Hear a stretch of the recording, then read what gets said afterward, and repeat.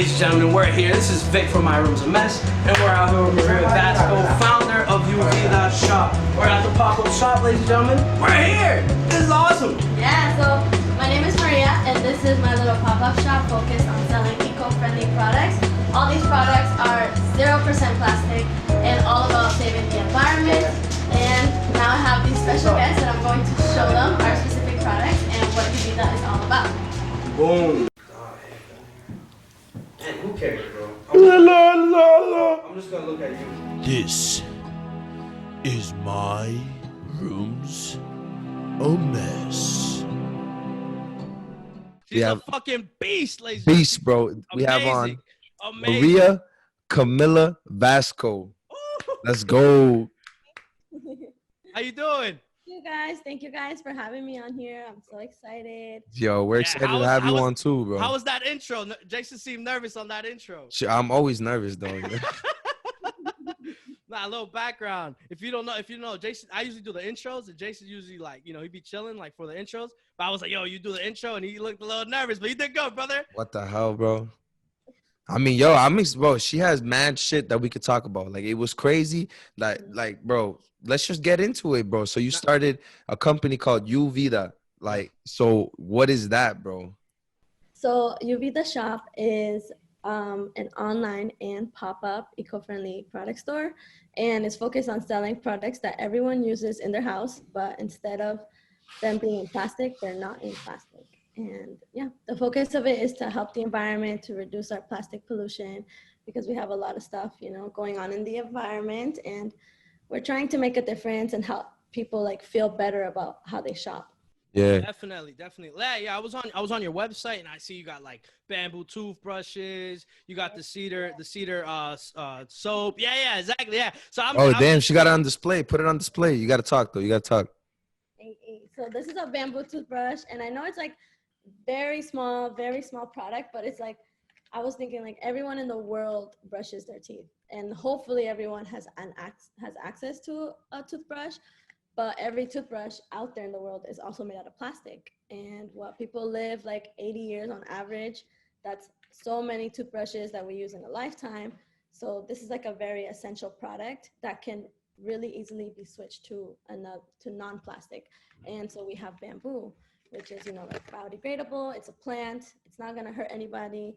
Doesn't have to do with fossil fuels. So boom. Definitely. Yeah, no, so I have no UVIDA gear, ladies and gentlemen. I'm slacking, but I'm definitely going to go to the store, and I'm going to cop a whole bunch of stuff. You know what I mean? Because I'm looking at my bathroom. I got the plastic toothbrushes. I'm slacking, ladies and gentlemen, but I'm gonna get the gear, and it's going to be awesome. Nah, she's right, though. Literally, you go 3 months, you change your toothbrush every 3 months. Imagine that's 4 toothbrushes a year, 80 years is 320 toothbrushes, bro. Boom. Yeah. That's a lot of fucking plastic, bro. I know. That's fucking killing our world. That shit's insane, dude. And bro, it's something so simple, but what made you wanna start selling that shit? So it all started in my sophomore year of college. I was an environmental studies and sustainability major, but I picked that class because it was the most interesting topic to me. I tried a bunch of different classes, and in all of them I would fall asleep, and I'd be this to me is not really important. And then when I took my first class, which was Intro to Environmental Science, my brain exploded. I was what? I didn't know that our environment was being destroyed. I had no clue. All I've been doing is living my life and not really worried about the environment, even though it's always taking care of us. So I just never found another class that was more interesting, that I never found anything more important to dedicate my time to. So that's when I was word, I found my major. This is gonna motivate me. And then from there, it was a ball that just kept on rolling. I know, bro. I could tell, bro. You got mad awards and shit. You were passion in your eyes. They were bowing down to you at UMass Boston, bro. Yeah. Well, freshman year of college, I was struggling. I would fall asleep in my classes in English and math. I was this is boring. What I'm supposed to do. And then that class changed my life. I was word, I have a purpose now. And then I never thought of starting a business. I never wanted to be an entrepreneur. Not that I didn't want to be, but it was never a topic that I had with myself, like a topic. Like never pushed on you. Nobody's told you, yo, entrepreneurship is a thing or nothing like that. No, I Yeah, don't know for what, sure. I have no clue, but both of my parents are entrepreneurs. They both have their own businesses and they have all their life. So I was like, what is the irony? Like, I never made like that connection Yeah. until I realized what I wanted to do for my business. So like, I wanted to, so UVIDA didn't really start as a business. In my classes, like it was like really messing up with my mental health. I was always like, damn, like this class is so interesting, but this stuff is kind of sad. Like learning about animals going extinct, learning about how much we waste, and then not realizing how much of a consequence we have. Like we're all just living our best life, and it's not that we want to destroy our own environment, it's that we don't know how not to. It's like it's the way our society is running. So in class, I would just be really like, I would be sad sometimes, and no one would understand why, because no one else around me was studying this. So everyone was just like, yo, let's go out, like, you know. And then in the back of my brain, I was like, dang, something is off. Like something is off. Everything is unsustainable, basically. And so You start seeing like the little shit that you're like, oh damn, what the fuck? Like you're connecting the dots. I see that shit all the time too. Yeah, like perspectives changed a lot. And so I was like, I need a coping mechanism. I was like, I need people that are not in the physical classes in college, having like the, you know, privilege to get an education, to learn about this stuff, and Privilege. not in a bad way, but just like learn and have a conversation about what's going on in the environment. So I started it as like a blog. I would just post like information like, oh, today in class I learned that this animal has gone extinct, like rhinos and, you know, giraffes and animals that we've all looked up to when we were babies, and we thought, Like, oh, that's my favorite animal. We eat the crackers, bro. Yeah, for real. Like literally, yo, dude. Right, like playing with that shit. it's like, what is the irony that our little crackers, that giraffes on our crackers, like that we love so much, like the real life animals that we will never see, are going extinct and might not exist the day that we have children. Damn, So That's what insane. That's crackers deep. are my children gonna have, you know? Yeah. Nah, it's crazy. Like what you're saying. I think because I didn't know. Like I was going through your page and I was like, oh man, there's a lot of stuff I was never aware of. You know, I felt like I was just mad ignorant to a lot of things. Like what, like and like what's like a thing that you need, like we need to do and we need to learn like automatically right away, like where it's like we have to learn this to get this world running right. You know what I mean?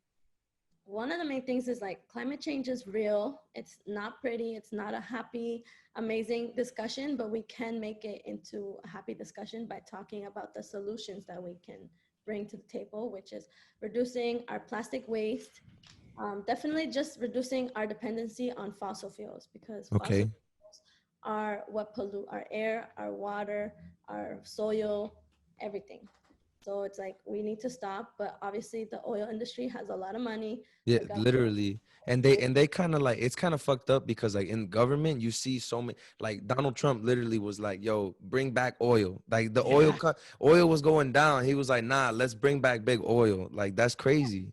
Yeah, And because the people pay him. They're like, oh, our industry is going down. You need to like promote this. Like this, we pay you. So you need to make sure that we're getting paid first. And that's why climate change is not real. Don't worry about that whole hoax, whatever that word is. Like, it's not real. Don't worry about it. Like, keep producing, keep getting oil, like, you know, because these rich people, the top 1%, and all those people that don't want to be in the public eye are making money off of it. Yeah, for sure. Facts. And it's because the 1% holds most of the money, like their money movements control like the world economy system. The world, the literally, world. bro. So like if you know, it's sad, but like if a guy like let's say I'm a billionaire, right? And I own an oil company and my oil business is going down. Hey man, you got to do something because I'm providing this economy a lot of flow of capital. You know what I mean? Yeah. And that's the problem we have is that it's morally not right? We're killing the planet that we live on, but because there's a dead guy on a piece of paper, we're willing to die for that. And that's the change. Me and Jason talk about every fucking episode. Yo, nah, but Vic, if you really think about it though, like, bro, oil makes plastic. Literally, oil is used and processed to make plastic. And what's plastic, bro? This little thing right here for my computer, plastic. Around this thing, plastic. This bottle, plastic, bro. Yeah, I My know. I'm case, like, what the plastic, bro. This AirPod, plastic. The things on your car, like it's so much. The whole world like has to change away. I seen that you put a post that was literally like buy good products and then have them for a long time and then repeat. Like that's so true. We gotta have products that are lasting long. Get away from this plastic. It's plastic. Like literally, bro. Yo, you use that water bottle. I drink this shit for 10 minutes, bro. And that was the life of this water bottle, bro. That That's shit's crazy. And you don't think about it too, because it's a convenience thing too. Like, you know what I mean? Like, oh, I could buy the pack of whatever, Poland Springs for $2.99, get 24 bottles. And you don't even think that it's 24 bottles. It's a whole bunch of plastic, bro. So I'm telling you, like personally, I could tell you, I wasn't thinking that. I thought I was just drinking water. You know what I mean? Like I didn't take it to that extra level. And like now, like, especially reading your pages, like, I was like, man, it makes sense. And like, you become more aware, bro. And I'm not gonna lie, I feel kind of guilty because I'm like, fuck, I'm fucking up the world that I love so much. You know what I'm saying? Yeah, Like, so that's why I started UVIDA, because I started feeling guilty for living and for like being alive and breathing and, you know, shopping and consuming, which is a natural part of life. Like we need to eat, that is consumption. Like clearly the universe made us the way that we are. So it's like something needs to change. Like we are the ones that created plastic. We are smart enough to come up with iPhones, technologies. Like if we just invest some money into green technology, green plastic, or whatever the solution will be, it's a wrap. Like there are solutions out there. There are people that are making biodegradable plastic. They're testing it out, but they don't have like the movement. They don't have everyone pushing for it to fight against the oil industry. So they're making sure that those guys don't get the investment, that they don't get the attention, and that we keep consuming all this plastic and oil.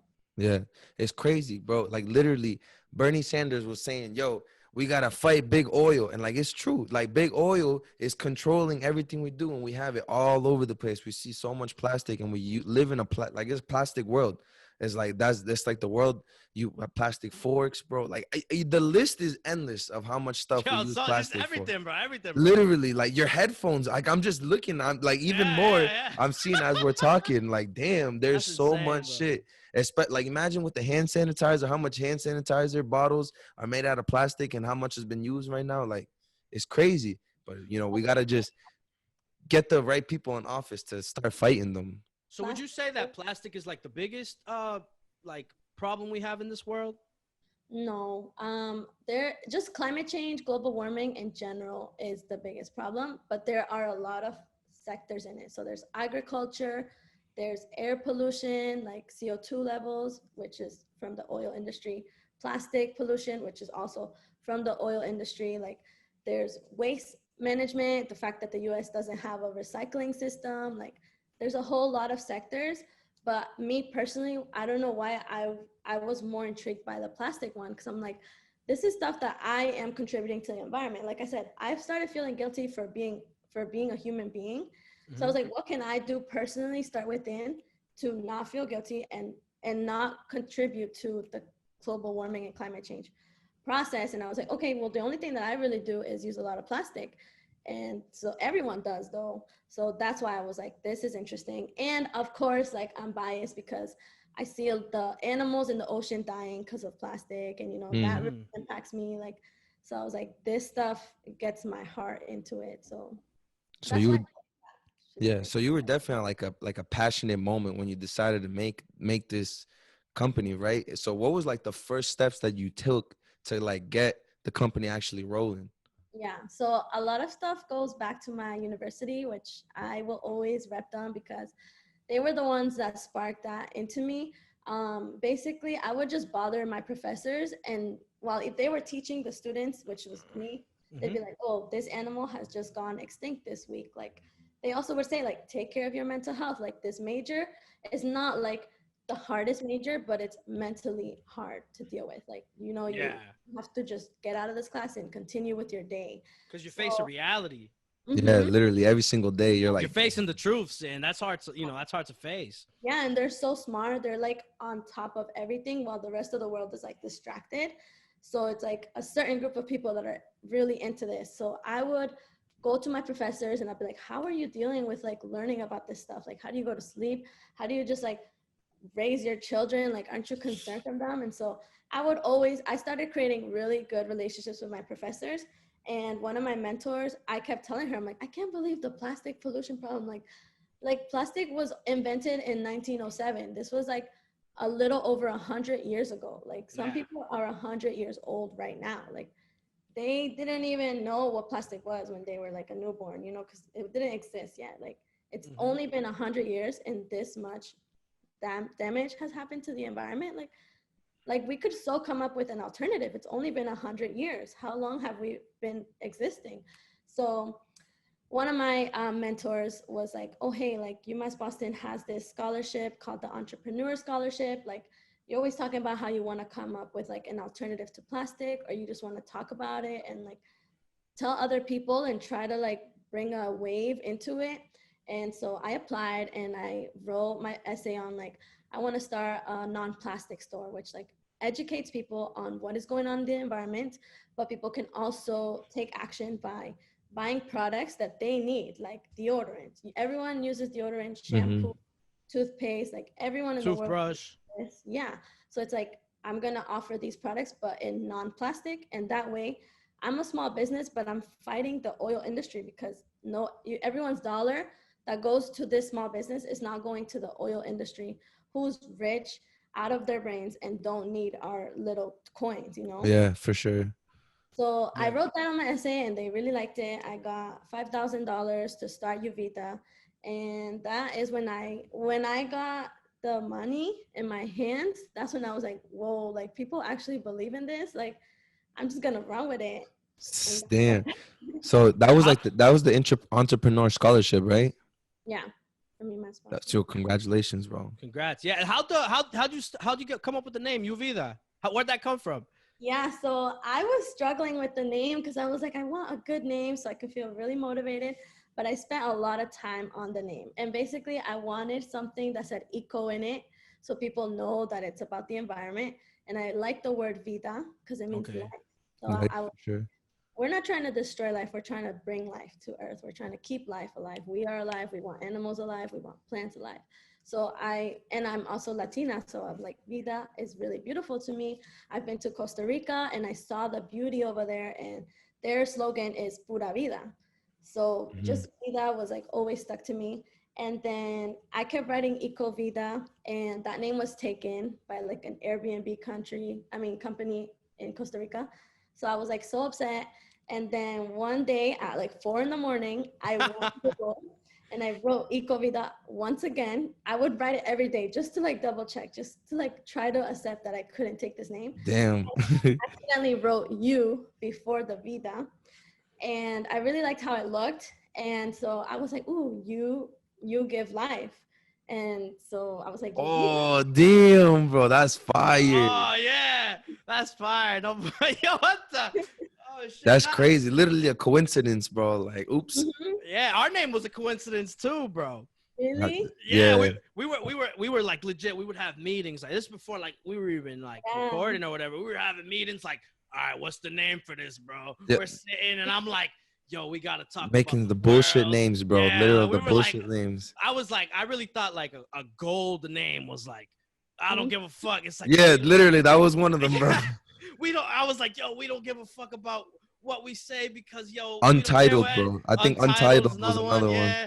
And then all of a sudden this dude was like, yeah, bro. Nah. You asked me, you were like, yo, let's go practice because the mics were up in my room. Oh, yeah. He was like, yo, let's go practice on the mics. I was like, nah, chill, bro. My room's a mess. And I was like, yeah. Yo, that's shit. The name, bro. That's the name, bro. So that's awesome how you just were like, fuck it. Yo, it just came to you and you were like, that's it. That's what it is. That's a cool story. You talk about anything and everything here. Yeah, exactly. My room's a mess, like a messy room, ladies and gentlemen. Life is all over the place. Boom. We just talk it all. You know what I'm saying? Thanks. But today we're talking about fucking being eco-friendly, bro. That shit is crazy, bro. Like that shit really, like I was opening my eyes. I was like, damn, bro, like this shit is crazy. But it's crazy that like literally your school was like the crutch that you use like to get to where you are right now. Like I was like, you know, I'm going back to school right now, but I haven't really used, like, I feel like my education has literally just been education. I'm learning shit. I haven't used it and taken advantage of it. So like, how did you like decide to use school like that? Like, I feel like that's not something that normal people do. Like, you really were like, yo, I'm gonna take advantage of this opportunity I got. Yeah, well, I just feel like it was such a topic that people weren't paying attention to before. Like, I remember my freshman year when I would tell people that my full major is environmental studies and sustainability. And I would tell people that, and they're like, oh, that's not interesting. Like, you're not going to make money in that sector. Like, I'm in management, I'm in business. I'm like, okay, cool. But like, I would probably fall asleep or I just would lose it. Like, I'm You not would that probably fall asleep. I'm in so then, but then by my sophomore and junior year, that major started growing because more climate change conversation was happening, more Mhm. actions, more everything. Like the green movement is now growing. And so by junior year, senior year, people will be like, yo, I wish I majored in your major. Like my major is boring. I don't know what to do with it. Like I'm about to drop out, but I'm about to finish. And I'm like, my major is mad interesting. Like I look forward to going to class, and these professors are smart and they're making connections and they're bringing me opportunities. Like I Mm. started a business. Who would have thought that I would have started a business? Like I'm not even a business major. Like, you know, like it's more of the passion and something that you look forward to. You feel like you have a purpose in life. And Mm. they're like, dang, I should have gone that major. I'm like, everyone is gonna have that. You just have to look for it. And so that's why I was like incorporating the education part, because I'm like, I know it's products, but people do learn from the message of the business. And business is like almost everything in the world. Like we all need stuff. We all need to learn from each other. So it's like that is how it all connects. Okay, I have a question. So, what's the more rewarding feeling, right? Is it that you're seeing your business grow and it's cherishing, or is it the message is being that you're spreading? Which one's the greater thing? I would say, well, my business is very small and it grows very slowly, but I would say it's my business growing because I am a Latina female, you know, like a lot of Mm. people are like, wow, like you are, you know, you have so much Inspirational. against you. Like you're inspiring so many people, like you're inspiring people to start businesses or to follow their passion. And I'm like, wow. And then at the same time, I'm just talking about my passion and I get to talk about what makes my brain flow. And Mhm. it's about like what's happening in the environment, like the plastic pollution problem. So I'm like, people are not only just learning from me, but people are being inspired to do their own thing and you know, make their own impact in the world. Not no joke, no joke. Like right, this is the first time we're speaking like this, right? And I can Literally. honestly say like when I was going through your page, I honestly, truly myself, I was inspired. I was legit like, wow, this is awesome. Because right, like I always talk about it. We you know we came from the struggle, right? And to see someone strive the way you're striving and so passionate in what you're doing, it just inspires me to be like, yo, I gotta get on this messy room grind because this is Yeah. what I want to do. Like I gotta have people like yourself spreading beautiful messages and I was like, oh man, like and Beautiful messages. yeah, and we were legit just like if you want to know the background, me and Jason we talk like every day, right? And we were talking earlier, and Jason's like, this is gonna be an awesome Bro, episode. I literally, bro, I was like, yo, this is a fire episode. Like, bro, now I'm getting back to you real quick, bro. The one thing, like Vic was talking about the beautiful messages, bro. The with selling the sweater and then the tree gets planted, bro. That was beautiful. Like, yo, clap it up, bro. Clap it up, Talk yeah. about that. Basically, because I was in college, a lot of people were like, you should make sweaters and we will wear like your brand. Like, we want to rep you. And I'm like, what? Okay, word. So I basically just listened to what people told me and I made the sweaters. And then I was like, like, there's always something that I'm like, I need to feel like I'm doing more than just making a product. Like, Yeah, this is yeah. Yeah. not enough. Like, it has to be something more. So I was like, word, I contacted this organization called One Tree Planted, and basically they plant trees and you choose in which country. And so, but you just have to pay them. So I was Okay. like, word, I'm gonna sell these sweaters, my business is gonna grow, but that's not enough. Like, I'm gonna say for every sweater you get, there's a tree planted. Boom. And I chose the US. A lot of people are like, oh, I'm gonna choose other businesses. They choose like South America, Africa, Asia, Europe. But I'm like, no, the US is one of the biggest polluters. we don't have a recycling system. Like Japan got it all set. You know, Latin America doesn't waste as much. Like we need the trees here because we are big consumers. Like we're very privileged in this country. So like we should talk about that and plant trees right here where we don't even have them as much. You know, we don't have forests here like Brazil does. Like I was like, no, we need the nature here. We're so not used to seeing that around here. So I specifically chose the US and I was like, this feels nice because even though we're all in the US, so I'm like, let's focus on us and the mess that we're making in this country instead of always like pointing fingers at always trying to dive into other people's shit and all that other stuff, you know? Yeah. Nah, that's beautiful for sure. Like, honestly, like, where can I get a sweater? Like, yeah, I'll wear it all the time. Yeah, are you still doing that? I have them at the store, yeah. Oh, And and the tree will still get planted? Yeah. I'm about to buy like 10 Jason, sweaters. bro, yeah, we gotta buy like 4 sweaters, bro. For for each, yo, bro. I'll wear that shit. I'm definitely buying at least 2, bro. I'm gonna buy me for myself and my girl, bro. Boom, 2 trees. I buy two of everything for myself, bro. So can I pick where the trees get planted or what? You can. All right, word, bro. I'm about to pick where the trees get planted. That's fire, bro. Like, I really was like, I was like blown away. Like I was like, all right, the products are cool. You have like all these products that are like reduced in plastic. And then I seen the sweater. I was like, damn, this is a fire sweater, bro. Cause it has like the earth and everything on it. And then once I felt like crying, bro. I was like, wow, like that is like, and then right now when you said I felt like I wasn't doing enough just selling the sweater, I was like, yeah, like damn, that is passion. That is true passion for something. And we need more people like you. Like I'm not gonna lie, we need more people like you pushing everybody like, yo, this environmental shit. Like we do have a serious problem. Like not gonna lie. Yeah, we have to open people's eyes. Cause like I said, like I was ignorant to a lot of shit. Yeah. Just simply reading your page, right? Trying to be a good podcast host that we are, right? I'm trying to just like learn about you and see how many questions I could get out of your social media. I was just like blown away. And I'm telling you, that conversation with Jason, I was like, yo, this is going to be awesome. Like, she's such a beast, bro. Mm-hmm. Like, there's just so much stuff to talk about. Like, you're just inspiring and I'm getting chills. Like, even getting to know you, you know what I'm saying? Like, it's just awesome. Cause like on the messy room, right? We always talk about like going through the universe and like one day we'll reach a utopia. And I feel like people like you is what's going to make us get there. You know what I'm saying? Thank you. Wow. I've never heard that. No, I'm like it's true though. Like you are an inspiration. I didn't know that part was coming. Like I didn't know that part was coming. Like I was like, I'm getting attention because I'm talking about what I'm passionate about and what I've been educated on. But I didn't know the inspiration part was coming. Like I didn't know I was gonna motivate my friends and my neighborhood and like inspire people. So that part is like very rewarding too. Yeah, and I think it's just because you're in the community, like having it like, and then you have such a beautiful message and you're within the community, it's just eye-opening to people like around. It's just, oh shit, you know what I mean? Like I feel like it hits closer to home, you know what I'm saying? Like I feel like no joke, if it was said on TV, I think I would just like it would just breeze through it. But because like I know, you're a local person and you're growing and I'm like, oh shit, that shit's crazy.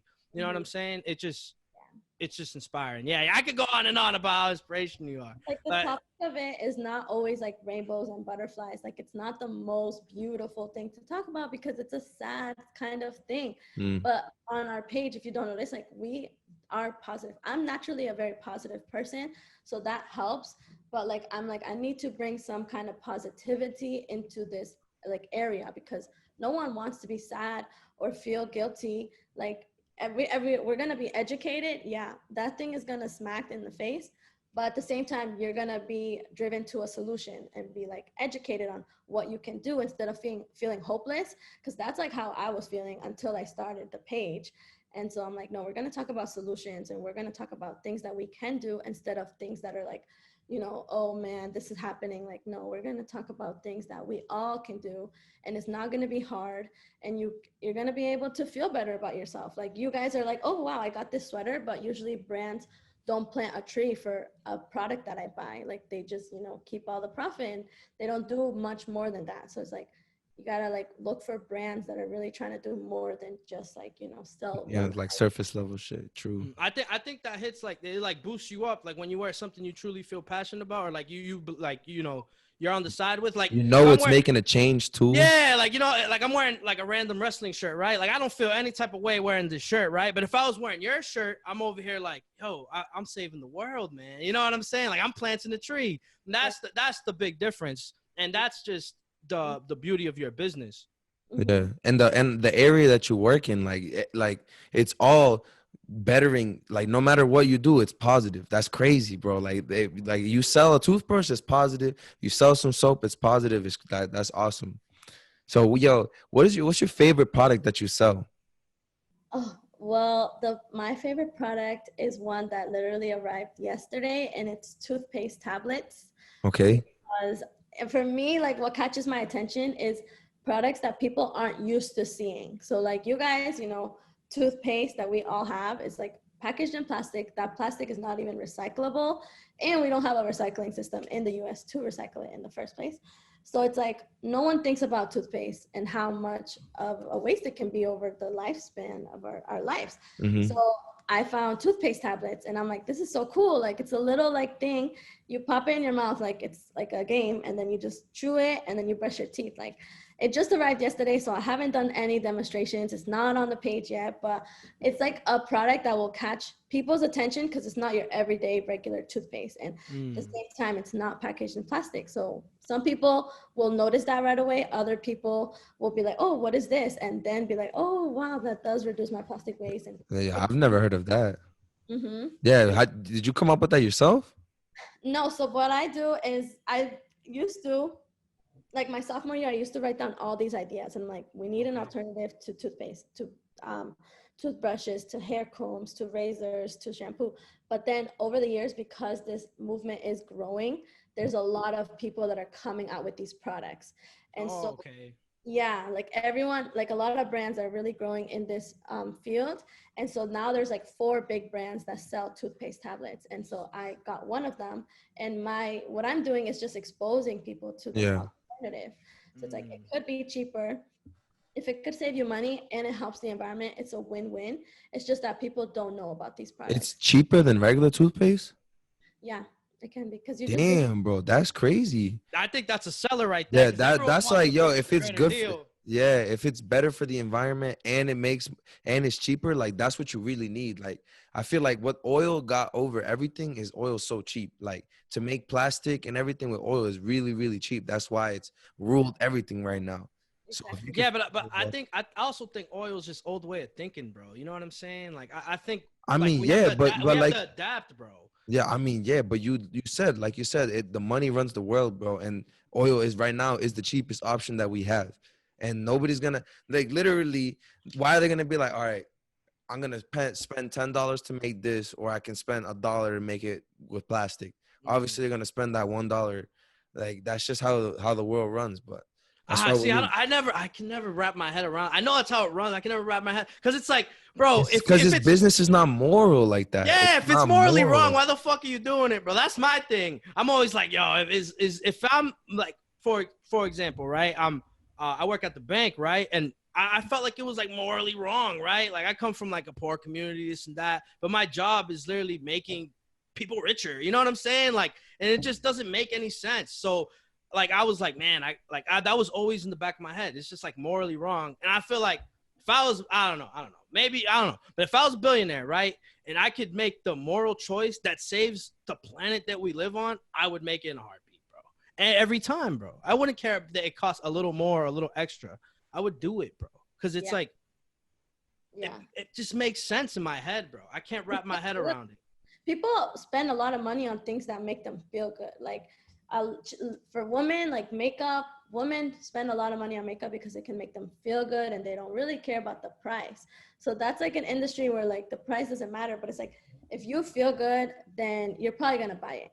And this is to make you feel good about how you treat the environment, which a lot of people don't even know what's happening. So it's like both you need to be educated, and then you're gonna be like, oh wow, and this is the solution. Like that was an easy obstacle that I just overcame. But people are willing to pay more for things that make them feel good. I just an idea just came to my head. Yo, take this. Like I'm telling you, makeup, right? Like the mirror or something. It's made out of plastic, right? Yeah. Is there like a way where we could get that eco-friendly where women are still getting their makeup and still make it out of metal, bro? Make it like Yeah. So And I then have you can like replace the pop thing that pops in, like the makeup that you pop in. It's like a metal case, but you pop in like the makeup part. I don't know. no, there's like two big brands right now that are doing that. Like one of them is metal, so you return it and then they refill it, and the other one is bamboo. And I'm trying some of them, and then I'm going to start selling them in UVIDA. So it's like, but they're already doing that, you know, which is awesome. But it's very new. Like all of these products are very new, so it's like a lot of space for growth. Mm-hmm. And for UVIDA specifically, we are in the process of creating our own product. It also has to do with makeup, but it hasn't been made yet. So it's very new, it's very fresh, and like the movement right now, it looks really big, but it's actually just the beginning of it. Yeah, And like that's crazy, right? You're going to a year strong, September 15th. That's Yeah. amazing. Like congratulations to congratulations for you. real, bro. Like that is beautiful. Like, you know what I'm saying? Like years and years. So like what's the 5-10 year plan that you got, that you envision UV that going? So the 5-year plan is definitely having a big online presence, having a wide range of products, having our very own product that no brand in the world has ever made. Mm-hmm. And that's what we're working on right now. And then also is to have our storefront. So, Okay. because like, well, the only reason why I'm interested in the storefront is because my parents are entrepreneurs in Boston. They both have their own storefronts, and my mom is looking to retire within a year or two. So she's like, Camila, like, you have to figure out what you're gonna do with this space. You're either gonna rent it out and collect the rent, or you're gonna do a business in the store. And then I never knew what I was gonna do. I was like, I'll just rent it out. But then once I started my business, which I didn't know I was gonna start, now I'm like, oh, I want this store to be like the little like physical spot where it's a safe zone for people, like, you know, where people can physically go to the store and try the products, touch the products, try them on, smell them, you know, everything before they buy it. And it'll be like local, it'll be like a local community store. So it's like, if you have an artist in East Boston that wants to promote themselves, like, I'll give them that space for the weekend. My products will be on the wall for anyone that needs them, but that space will be for that local artist. And then My Room's a Mess episode, bro, in the storefront. podcast like in person, and you sit down and like, you know, like have wine and stuff like that. Like I want a store where it's like a safe zone for what East Boston has always been, which is a very diverse community where, you know, we all come from different backgrounds, different statuses, and we can go to, like, I don't know any place in East where you can just go and like hang out and you want to hang out there, and you also could buy your own products. So that's what I'm trying to do with my mom's store. Definitely. So speaking of backgrounds, right? I don't want to get this wrong, so I'm gonna read it off my notes. But Marty Walsh shouted you out, right? You posted something. Marty Walsh shouted you out, and he gave you the, I don't want to get this wrong, ladies and gentlemen, the JFK Award for Academic Excellence, right?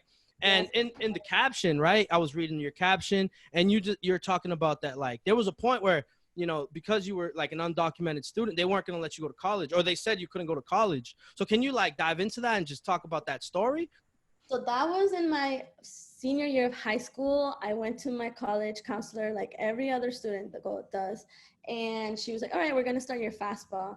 And I was like, perfect. And she was asking me like, what, some number that I didn't know. And I was like, oh, actually, my mom wanted me to tell you that I don't have that. And she was like, what do you mean? I was like, I don't know. My mom just told me that, like, I don't have that stuff. So I don't know. She's like, well, then that means you basically can't go to college. And like, mind you, like, I've grown up in like that immigrant background where like I grind no matter what. Like my GPA was high. I made a bunch of connections. I was on the debate team. I brought my little high school to like a new level on the debate side. And my high school very much like recognized me for that. And then when I was told I couldn't go to college, I was like so confused because everyone else was like having such an easy process. And then my mom explained it to me. She's like, oh, listen, Camila, like you're an undocumented person, like you don't have papers, and to qualify for FAFSA, you need to be a citizen. So you don't qualify for that application that everyone in your class is stressing about. Like you can't even apply to it. So I told my advisor, and that advisor was basically uneducated on the topic. And that just shows a lot of flaws that we have in the school system where for sure. I know. If you were someone else, you would have just gave up. And like, bro, that there's so many undocumented students in our school too, bro. Like, yeah, you got to be able to handle that situation. Yeah, so then I was like, wait, didn't like that girl that graduated last year, wasn't she also undocumented? Like, and she's in college. So I was like, something is off. So I started talking to people that were older than me, and I was like, you're in college and you're undocumented. Like, what are you doing? They're like, oh, basically, like you just have to you just apply without FAFSA. It's the same thing. You just apply to college. You just don't have that government help where you get like the loans. financial aid. Mm-hmm. Yeah, I just went without FAFSA, and that meant I had to pay college out of pocket because like I couldn't, even though I did really well, there was no college that was giving me a full ride more than UMass Boston. Like other colleges were private and they're like, listen, we'll pay $40,000 for you, but you still have to pay that $10,000. And I'm like, what? No way. Like, I'm not doing that. But then I applied to UMass Boston, which is very friendly to undocumented students. And they gave me a lot of funding. And I was like, this school looks like my school. Like they're one, welcoming, they're two, diverse, three, they're in the city of Boston. So like they have to be very on top of their games. Like, and then it was like the best decision that I made. Beautiful, bro. That's awesome. That's amazing. That's like, bro, that's a crazy origin story. Like to come from like all those struggles, right? To still make it up top. Get Marty Walsh to say your name, yo. Yes. I'm giving this award to you. That's bro, that is a beautiful story right there. Yeah, hats off to you. That's crazy. People were like, hey, like, how did you apply to that award? Because like I want to apply when I'm a senior. I was like, there is no applying to that award. Like they pick someone out of the whole graduating class for the class of 2020. And UMass Boston is huge. It's like 30,000 students. And our grade, the senior class, I think it's like 6,000 or 5,000. So I was like, there's no applying. Like they don't tell you what awards there are. You either just get the email or you don't. And I didn't know that award was a thing because no one, like, we don't pay attention to that. And so, yeah, they awarded it. And I didn't know that Marty Walsh was going to give me a shout out. That was also a surprise. My friends were the ones that told me because like I wasn't even paying attention to our like little ceremony. And my friends were like, yo, you need to go watch the video. I was like, what? Because, you know, our graduation this year was online. Yeah. That sucks, man. I literally, I pressed play on the video because it's a video, and then I like walked over to like fill up my cup with water, and I walked back, and then those like 2 seconds I missed it, and so then I finished the rest of the video, and it was only like 10 minutes long. So I was like, okay, like that was our graduation. Like, wow, it didn't really feel like it, but that was awesome. And Natalie was like, did you see what he just said about you? I was like, what? And she's like, dude, you need to watch that again. And I watched it again, and it was like the very first minute of the graduation ceremony that I missed. Oh, that's awesome. Wow. Yeah. I think that's even better that you missed it the first time. And it's kind of like, all right, nah, you're fucking with me. Like, you know what I mean? Shut the hell up. You know what I'm saying? And then all of a sudden you watch it and then you get the reaction out of yourself. That's just good. Damn, yo, how does that feel, bro? Like 1 out of 6,000 people. Yeah. If you could try to explain it the best you can, how is that feeling? I don't know, but like how does it feel? Like it's very surprising, you know. It's like I just felt like I definitely made my story very clear. Like I was always very talk active, and like when I was undocumented, like I would talk about it even though it's a scary topic. And now I'm no longer undocumented. Like finally, congrats. I've made it through that, but I will still always talk about it because I know what that struggle is, and no one really knows until you are in that struggle. So like, even though I'm not part of it anymore, like I will always talk about it because it's my origin story, and it's some kind of oppression that a lot of students go through. And then it wasn't just that. Then I told them about how much they helped me with like education. I was like, word, education changed my life. Like I found a purpose. Like, thank you so much. So I let my professors know, I let my community know, I let the university know. So I think over the span of 4 years, they're like, all right, this girl's always talking to us about her problems, why she can't get in FAFSA, and now she's telling us about how she loves our education and the major that she found. Now she started a business because of a scholarship we gave her. Like, I think that all like really fueled them to pick me for that. Damn.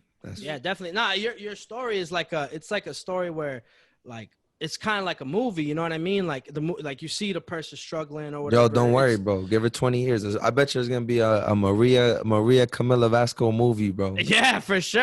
Like, it's like a thing where like you're struggling and it's like you're getting denied things that you truly deserve, right? You were top of your class, like you were saying, right? You were on your shit. And then it's like a thing where like you're going through the motions, and then through you know, instead of taking that, you know, I call it like the easy route where it's just straight through like that, like privileged people have, and they just do what they got to do. It's like a thing where though you took a little back road and you went through it, you're still at the top, and like there's no stopping you. That's it. That's just it. There's just no stopping you. And it's like when you have that kind of story and you've gone through all these struggles to get where you are, bro, like, no, you're even better than anybody else that is at maybe at the same level as you, but they got it easy. You have that like behind you, like that oomph that got you there because you had to get through all that shit. Yeah, for sure. The humbleness gets me to a lot of places, a lot of rooms. Yeah, exactly. Like, I think that's the beauty. Like, so that's what I'm saying. So I've always asked Jason, like, who do you feel bad for, right? You feel bad for the kid that, you know, had it all and never grew up, like, experiencing all these, you know, struggles where, like, you had to, you know, time and time again, you had to keep winning. You essentially learn how to win. You know what I'm saying? Or is it like a thing where, like, everything was given to you? At first I was like, nah, I feel bad for the person that's struggling, right? We all struggle. But in retrospect, like at the end, I feel bad for the person that never got any of those experiences because they're struggling to know what life is, and they're struggling to even like the simplest struggle for us, that because we've been fighting our whole lives, is like a struggle where when they're like 80, it's still like huge. You know what I'm saying? Mm. They're confused. Yeah, it's like I don't think I could ever live a life where I'm constantly struggling without any type of knowledge, bro. You know what I'm saying? I think that community is so important because, like, you find people that have gone through things that you've gone through, and then you're like, oh, word, you made it out, I can too. Yeah. That goes for sure. That's exactly, you're an inspiration, bro. So getting back to your business, right?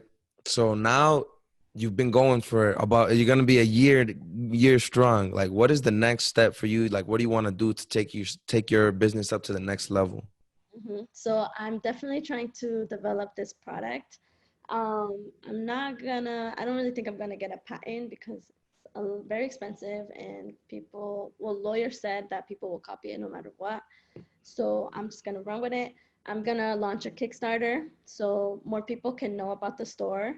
But basically a Kickstarter is like people send some funds. Yeah, like donate to the because they believe in the cause, right? Yeah, so I wanted to start a Kickstarter to have the store become a transitional store. So it's like the little storefront pop-up that I have is like one corner is my products and my brand and my business, but the rest of the store is my mom's store. And my mom basically said, she's like, once you make more money than I do on this side of the store, the rest of the store is yours. So I'm like, word, that means obviously I have a challenge in my hand, but I'm like, if I can get the people of Boston to know that this store can be what it is already, then we're gonna make that flip. So I'm trying to like have a lot more outreach, have more people know about it, have events there, host events, you know, have more people like want to go to the store and learn that like not only is the store gonna sell the eco-friendly products, it will also be a store for the community where like we can host events, we can host anything that we want because the space will be for the community, and other people can also put their products on the shelves, you know. So where is that located right now? So the store is in Maverick, on Maverick Street. So it's a very foot traffic area, which is really great, and you know. Yeah. Okay. That's awesome. What's like the 10-15 year plan? Like, are you trying to franchise UVIDA, or is it like a thing where you want it to maintain a local, like, homey feeling? No, I would love to franchise UVIDA. But that's why I want that one store. So I could be like, this is where it all started from, and everything else is just like a replica of this store. Yeah. Okay. Yeah. Franchise, you know, that would be awesome. And I would also love to do like pop-ups. So I want us to get really creative with the products because like I said earlier, like this wave is kind of new. Like a lot of brands are like, word, how do we come up with an alternative to a plastic pen, to a plastic shoe, to a plastic folder? Like everything in the world is out of plastic. So how do we come up with the alternative to it? And that's just gonna keep growing. So one, we wanna create our own creative products that will be from us, but we also want to help bring awareness to the other brands that are also having cool products. And we will also offer them at our store so people can get all the products that they need in one place without having to search everywhere for it. Okay. So that's what I want, like a It's like a Walmart for good products, right? yeah. For eco-friendly. For eco-friendly products, you know, you sell it at that store. That's pretty fire, bro. Not gonna lie. That it'll be like, yo, when somebody's trying to design one of those products, it'll be like, yo, my products at a UVIDA store, bro. Like, yo, that's crazy. That's how it's gonna be. So what like if I was say like, I was like, I don't know, 10 years old and I'm you know, I'm looking up to, oh, you're my hero. You know what I'm saying? Like what is like the advice you're giving that 10-year-old? You know what I'm saying? That he wants to be just like you. Like what are you telling him? I love that question. And I would tell that 10-year-old, it's like, pick a problem that you see in society that you don't like, that bothers you, and go after it and bring solutions towards it. Because there's a lot of stuff that we can do in society, not just in the sustainability area, but like in a lot of things, like family stuff, you know, other businesses, like business science, like if you don't like how people don't treat dogs this way, like go after that problem and fix it. Like, you know, make a difference in this world and have your impact on it. Because one, you're gonna feel you're gonna feel like full of life. You're gonna feel like you have a purpose. And two, you're gonna see things changing right in front of your eyes, and you're gonna see that your actions have done that. So I like people, you know, I don't want people to feel like they're clueless. Like I want everyone to have a purpose and feel like, word, I like this and I'm gonna run with it. So that's what I would tell a 10-year-old. But because I'm biased, I would also tell them like, and if you're interested in the environmental really growing market, because that's what I already do. I last year I hosted a climate change workshop at the Timothy Middle School in Roxbury. And I got to just teach 8th graders about climate change. And I made sure that it was not like a sad topic, because I'm not trying to have these kids sad or crying like I was in college. So I was like, this is going to be very positive, and we're going to talk to you guys like you guys are leaders. So this is the problem, and how are you going to solve it? Like, you guys are more creative than the average human because you're younger. You guys can solve this problem. And they're like, oh, the adults aren't doing it, like we can do it. I'm like, yeah, you can. And you know what? You can also sign up for this program that will help you do that. And you can sign up to this business program that will listen to your ideas, because you're smart and you're young and you're innovative, and like make these kids feel like they are leaders, no matter the age that they are, no matter that they live in Roxbury or whatever neighborhood they're in. Like they all need to feel like they are like on top of the world, and that they don't really need to listen to the adults. Because if you look at us now, like the oil industry are the adults that are older and don't want to change and don't want to lose their money. Like we can't have these little kids thinking that the same thing, that they have to do the same thing to make money. They need to, okay, you need to put both. You need to also make money, but you can do that by doing good in society. And that's not impossible. That's great advice. Amazing advice. Yeah, like I feel like just if you start, I always say this too. Like if you start people young and like, you know what I mean, let people know what's going on, like truly, and not like just hide it from them. From, you know, that they could form their own opinions. They could think about them for longer, and they could come up with greater solutions, bro. Like that's just, I feel like it's so simple math, bro. It just makes sense. You know what I'm saying? Like, I think that's beautiful. Like earlier, like before we started recording, right? You said that you're trying to start like similar, like teaching little kids and stuff. Is that like going to be routine, like normal, like every Saturday or something? I would love to do that like once a month, and it's definitely going to be part of the UVIDA like business, because I'm like, this business will get me into doors that I was not welcome to before, just because people don't know who I am or what I'm trying to do. But I did that workshop and I actually loved it, because those kids came out so inspired, and they didn't want me to leave. And they're like, oh, we want you to come back because I want to start this project. I want to start a recycling system in my school, and I need your help. And I'm like, okay, like this is my email. Like, is this is an 8th grader gonna email me asking me for help? Like, I will be there for you, you know, like I will make time. So yeah, now I have scheduled to do a climate change workshop at the Donald McKay Middle School in East Boston for the end of October. That's awesome. Yeah. So I was like, I want to bounce around different schools and like like I need more than just the products. I need to really feel like I'm doing something in the community. That's the hunger you have in you. That's crazy. So you say something like crazy and inspiring, and I'm like, oh wow, that's awesome. And then you're like, but I need to do more. And it's that hunger you're gonna go through the universe. I got one important question. Mm-hmm. When are you running for president? Like, bro, you literally are like a person that like speaks well and you're passionate. That's like the two things that make for good leaders right there. And you're on the debate team. Boom. You know what I'm saying? You got experience in debates. I mean, I'll definitely vote for you. You got my check. Don't worry. No, I did want to go into politics when I was little. Like, I don't know why. But in high school, I was on the debate team. So I was like, word, like, I guess I want to go into politics. And that's why I started off as a political science major my freshman year of high school. Yeah. I mean, college. And that was the very beginning of the Trump era.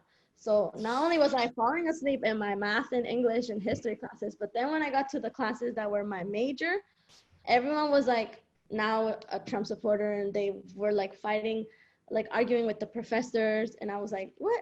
I'm paying to learn something, and this student is arguing with the professor for a majority of the class. Like, this cannot be my major. I could not do this for 4 years. Like, this system is outdated also. Like, I'm learning this system that came out in the ancient history and has not Really, changed. like it started in the 1700s, bro. Like what Joe Rogan said, they wrote the rules for this country with a fucking feather, bro. It's time to change, bro. That's true. That's crazy. I didn't even think about that, bro. Like, bro. Like Joe Rogan has a joke where he's like Thomas Jefferson. If you brought him back from whatever, the dead, yeah. Where is he at, bro? In my head, from the bar, he went on vacation. from the strip club, like shut down. No, when you bring him back from the dead, he says a joke where he's like, "What the fuck? You still have the same rules? I wrote that shit with a fucking feather." He literally probably be like, "Yo, you guys are supposed to change these every so often, right?" Like, Put an expiration date on this contract. Yeah, I don't know, man. I feel like this country, especially with what's going on with everything, I think it just needs like a change, like a big major change, and it needs a movement to happen. And it would really happen with the presidency change, bro. That's really the only thing that could really happen. Like, if say Bernie Sanders really got into office, bro, who wants to make active change, that would make active change. Like, the president holds so much power. It's just we're going against a lot of like money, which is another reason why it's like so powerful to go against that. Because you're like, this is outdated. Like, no one's calling you guys out on this stuff. Yeah, They don't want people to be calling them out. I think just like it doesn't even have. We don't. I feel like simple things like social media, like for you, for example, you bring awareness, eco-friendly stuff. I think we just need to bring awareness to the fucking bullshit and like talk about it. Like, you know what I mean? Instead of I'm not saying not talk about entertaining shit, right? Like fucking music and what Cardi B's doing on Saturday, whatever fuck we talk about. But I'm saying we should have times where we're talking about the important shit. Like you, for example, climate change is not it's not the happy, rolling in the daisies kind of conversation, but it's a conversation that needs to be had. And it's the same thing with other issues that we have. I feel like it's just, we have to get it out there, bro. We have to educate people in what needs to change. Like, that's the thing, bro. People are trying to just, you know what I'm saying? Like, but you know what's crazy to me is that literally, bro, like, regardless, it's gonna be forced. We're gonna have to talk about it, because if we ignore it, then it's gonna come. Yo, oh my God, bro! Like, it's 90 degrees and it's December, bro, and then we're gonna be forced to talk about that shit. Like, it's really pointless to be pushing it off. Dude, I was like, yo, did you play football with us, Jay? When we played in January, it was 70 degrees out on a Saturday, bro. I mean, I'm saying. I was legit like, why the fuck is it 70 degrees in January, bro? It made no fucking sense. And we're over here in shorts, bro, t-shirts, playing football, bro. I was like, bro, flabbergasted is the word, bro. I was shook. I was legit like, what the fuck is going on? So I'm telling you, it's definitely a conversation that just needs to fucking happen. Yeah. Like what you're saying. The curtains are gonna be pulled back no matter what. No matter how much we try to hold them, like, the earth is gonna show us what we've done to it. And like, the perfect example is COVID-19, because No one knew there was a pandemic coming. No one knew that the people that are alive right now would experience one, but it's like, why is that happening now? Like there's clearly an imbalance in the world right now, and we can't not like face it. Yeah. I think there's been pandemics every so often, but I think, and I too, also there's been so many times that the global warming has, like, the earth has gone through global warming, froze over, and then redid it again. So I feel like it's just the earth doing its thing, the earth's just doing its thing, but we are smart enough to know we can stop it or change it, that we should if we want to survive, because it's only going to be for us. The earth doesn't care. It's us. I mean, I think it was supposed to be like a much longer process, but Oh yeah, for sure. we are like accelerating it, like just making it skyrocket compared to like how slow it was back in the day before we were so advanced. Jesus, we gotta change somehow, bro. Because we gotta bring awareness, bro. If you think about it, bro, like this is like off topic, but some science shit. Yeah. Like the plants used to be ginormous, bro. Literally, like if you, like, dinosaurs were huge, the plants were that big too. And the plants were that big because there was so much CO2 in the air. Like, okay. CO2 is the gas that makes global warming. There was so much CO2 in the air that plants got to be this big, bro. Bigger than this, bro. Then they sucked all the CO2 out of it, and then it was just oxygen, and then it froze over, and then it redid it. Like, that's how the earth worked. It's just doing its thing. Yeah. Yeah, but if we could like try to fucking prevent it from doing it faster, right? Yeah, no, it's definitely us, because like, if the plastic, gas is one. Like, gas, you use so much gas and oil, and like to make electricity and to run our houses, that's what's gotta change. Like, I feel like that's a really big one. That's why I like the topic of sustainability. Like before, we never even used that word in our vocab, but that is what sustainability is. It's both letting nature thrive on its own, not letting it take over us, but also not letting it disappear right before our eyes, which is what we're having. Like, we are just taking over the world. We have concrete everywhere. We have land everywhere, which is awesome. We are doing our thing, but at some point, our air quality is going down. Our water is not even good for us. And those are things that we cannot live without. So it's like, that's when the consequence comes, because the day that we don't have clean air, we just ruined it for ourselves. Doesn't matter how much property or real estate we have, which is really good for our economy, but it's like, we need the clean air more than we need all those things, because humans have this body that we depend on, and we depend on food, water, and air. So we at least need to take care of those three things. And that for sure. Because like, there's a study that shows that like kids in East Boston and Chelsea are like exceptionally or exponentially more subject to being able to get asthma because of the planes, because the airport's right there. The gas in the air, and the oil tanks that are right there. We're more subject salt to piles. Yeah, I don't know if the salt piles really have to do anything, but maybe, but like, we're more subject to getting asthma, which is crazy. Like, I have asthma. So many other kids have asthma that I know, and it's because of the air quality that we let all these planes and all this shit be in our air that's fucking us up. Yeah, that makes me wonder why they put the airport in Eastie then. Like, was it because we were a low income neighborhood that they was getting asthma? But if we switched all those planes to electric planes, which is an industry that is growing right now, and like, I just graduated in May, so obviously everyone around me is asking me like, are you applying to full-time jobs, or are you gonna like run with UVIDA fully? And I'm still stuck in between, because I don't have a full-time job. I'm doing UVIDA full-time, but occasionally I do get like my parents being like, all right, Cami, like, are you gonna start applying to full-time? Yeah. Like, and I'm like, yes, I am. But then they see that like my business numbers are growing. So they're like, no, don't worry. It's like, don't worry about it. Like, like, I just got another award yesterday from the East Boston representative, Adrian Madaro. So, and then he just sent it to my house, and I had like no clue about it. So you just opened the mail, and then boom, you found it.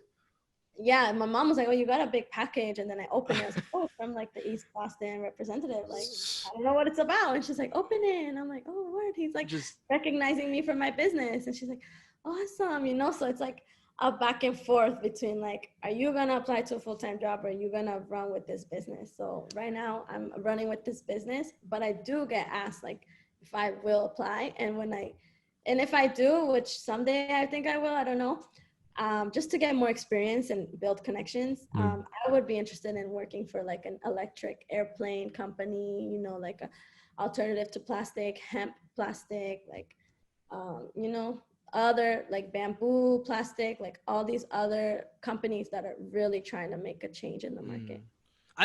I think I think like it's like a thing where the more reps you get out of something, the better you'll get at it. So I think I don't know. I think the more time you put into your business, the more it'll grow, and the more that you'll be making money off your business, and you'll just like, you know what I mean? I feel like there's like a thing about owning something, right? Like I have this podcast with Jason. It's like a thing that it's yours, and it's like a baby. Like you want it to grow healthy and you want it to flourish and be like the best thing ever. You know what I mean? And yeah. I think you have the passion, you have, you know, you have the story, you have Vic be leaving his baby at the park though. Nah, I don't have a kid. Vic be leaving his baby at the park. Well, nah, I don't. That's a lie, bro. Yeah. I'm playing. Nah, bro. Anyway. I got this man nervous, bro. Nah. Oh my God. I love your laugh. Thank you. Nah, it's just like, I feel like, you lost me, bro. Yeah. I got it. Good. Oh man, I was trying to change the subject. Oh no, I was just gonna say I feel like it's just a thing where like it's gonna grow, like, because for sure. So passionate about it. Yeah. Facts. I don't know. Facts. So actually you were talking about like jobs that you were trying to get. So what actually like do you learn in your major? Is it like science and shit? Like what is it? So it's basically like the imbalance that we have with the environment. So it is based on science, but it's not like I was in the labs physically testing out how much microplastics there is in the ocean. Like that was some students, but the classes that I focused on was more of the general classes, which is like, all right, we know that according to scientists, there's this much plastic in Boston Harbor. And then we also know that some people are also eating fishing for them, and that people are eating the fish. And then now we know that there's 1% of plastic in human bodies in 2020. So it's like, it's more general. It's not like I'm physically testing out someone's body and finding out that 1%. Like we are learning from what the scientists are doing, but we get more of the general aspect that it's like, okay, well, with 1% of human bodies made out of plastic now, like this is only 2020. If we keep going at this rate, will that continue to increase? Also, plastic is a fossil fuel. So how will that affect us and our hormones? Does that mean it's going to be linked to cancer? Is it going to be linked to this? Like what new sicknesses are going to come from our very own consequences that we don't see in front of our eyes unless we invest in the people who are scientists and who are continuing to study these things. So it's like a very general umbrella, which I love so much because I'm very much like, I'm a human. So obviously I'm like, yes, we want to live our life. Like I'm trying to find the balance in between both, where we can do what we want to do, just like we already do, without having the consequences of our health and our air quality and our water quality and food quality, because we can't move on without that. Yeah. So, yeah, that's awesome. That's actually a lot of shit. So do you find that your degree has helped you when starting your business too? Yeah, definitely. Like the degree was what educated me on what is climate change. I never even heard of the word sustainability before I started studying this major. And I had a lot of confidence because I'm like, I studied this full time. Like I know everything that I know because of my professors who are highly educated. So I kind of knew like what I was talking about, and that's why I wasn't afraid of going into this field. The thing that I didn't know about was business. Like that's the part that I didn't know. So I'm like, word, I know why this product is important. Now I just need to learn how to market it, how to do like an ad, like the business part of it, which is what I'm learning more of, because the science part is like I already got that. And and the thing is that it's always changing. So like, yeah, I studied it for the past 4 years and I just graduated in May, but there's always going to be new research coming out, new like study cases. Like, so because that's my interest, I'm always going to be on top of that. And that's why I feel very confident in like being the like leader in this business, because people can have actual scientific questions for me to answer. And I will straight up tell them like, I don't know, and you can find the answer here, or actually I know this because I read this article, or I've been looking into this, you know. That's awesome. I'm a reliable source is very important. That's awesome, because you need to, like, people, like, I feel like I could run into the point where, you know, you sometimes you Google something and you're like, oh, I'm trying to Google this and I don't know. And then sometimes I can't like find exactly what the answer I'm looking for. I wish I could just ask somebody. Now you're going to be that person that somebody's going to be like, hey, yo, I got this question. Yeah, I know. I get a lot of people that ask me that. And even like investment firms, they're like, hey, like, do you think we should start investing in green businesses? Like, you know about, you're a businesswoman and you're very much pushing for that movement. And they ask me, and I have meetings with them, and I'm like, yes, it's a smart investment. It's, people are becoming more educated. The studies show that people are purchasing stuff that will make them feel good and that is not packaged in harmful packaging like plastic, or doesn't have harmful toxic chemicals. Like, that consumer group is growing. So if you invest in this, then it will pay you back, and like things like that. It's interesting. No, I think it's definitely like a sector to invest in, just because it's growing. And like the problem is now, so like not only like people are going to invest because they want to change now, but it's going to grow because it's going to fix a lot of things in the future. So that's why it's going to forever be something you invest in, bro. And going back to what we said before too, that it's like, regardless of what happens, that curtain's got to open. Once that curtain's open, UVIDA was already there. Well, however long it's gonna have been there, be like, oh, this is the company we want to invest in. They've known this since the start that this is what's important. Yeah, and then one day you're dropping an IPO and it's greater than the ones that Facebook and Uber had. Boom. And then you're. I'm investing. I'm investing. Yeah, me for sure, exactly. Yeah, it's crazy. I've had some people contact me like to invest, but I was like, I'm not where I want to be, and I think you guys see the vision, but it's too soon. Like, they want to hop on the train while they can see that I'm small, but it's like, no, it's too soon, because one, I need to make the numbers on my own, and I don't even know about investors yet. So like, I'm just gonna refer you to. You get swindled. I don't know if they could, like, I mean, if I'm obviously my opinion doesn't matter, but like, I feel like you're really passionate and you love what you're doing. So like, you know, investors, they really just care about the money. And I feel like that'll taint your company. Like, I feel like you at the front of it is just what's going to bring it to its peak. And what's really it's like, with the passion is what's driving you more than just the money. I think it's also a thing of like, when you start to get investors, it's like a thing where like you're starting to have other people's opinions on how, because right now, so that's not only your pockets, right? Your wallet that's in the mix, right? It's other people's money. So then they have the right to have opinions on your things. And I just think a year, like a year strong, but like that time frame of a year, I think it's just too short to have investors right now. Well, obviously our opinions don't matter. Yeah, but our opinions don't matter. I don't know. I'm just spitballing with you. Oh, that's what I was thinking. I'm like, it's too soon, and I need an investor who's like into this too. Like, they only invest in green companies. They know this is what's a growing thing. They love it. They either studied it, and they will actually help bring my business to the next level. And naturally, they already know about this stuff. Like, I don't want to educate them. I need someone that's already on board and is always up to date on what's happening and like the latest news, because that's how they will really bring value to the plate. Exactly. You can't have someone that's money hungry, because then you'll have an issue where like they're trying to put oils and shit into your, you know what I'm saying? Because it makes billions of dollars. They will like bring it back down. It's like, this is a full circle. I don't know. It's just a thing. Full circle. She said full circle. We started with oil. We got back to oil. That's how it is, bro. Yeah, exactly. But oil is like going down because it's like a limited resource unless we keep like. I think I saw something the other day though, that you can make, like, if you put trash, like you leave trash, like, and you put it under high pressure, you can make oil like that too. And I was like, that's dangerous, because that's just gonna bring the oil industry back more if that's true. If we have a lot of trash, so if we can do something with our trash, that would be awesome, as long as we do it in a sustainable way where it's not polluting more. That was my question. So if we could, all right, with a lot of pressure, if we could do trash, right, and then it'll become oil, is that still going to have the same effect that oil has? Because whether you find a different way to make it, if the end result is still fucking up Earth, then that's not the answer. Well, I mean, I think oil, like the burning of oil is what is a big problem, because when you burn oil, it becomes CO2, carbon monoxide, all that shit, right? So, and you don't get that back. That just goes into the air and it stays there. Plastic, if you can find a way to make it oil again, somebody's just going to burn that and then put it back up. That's just like getting us more chance to burn more oil, which I think is counterintuitive. And More also, like shit, like yeah.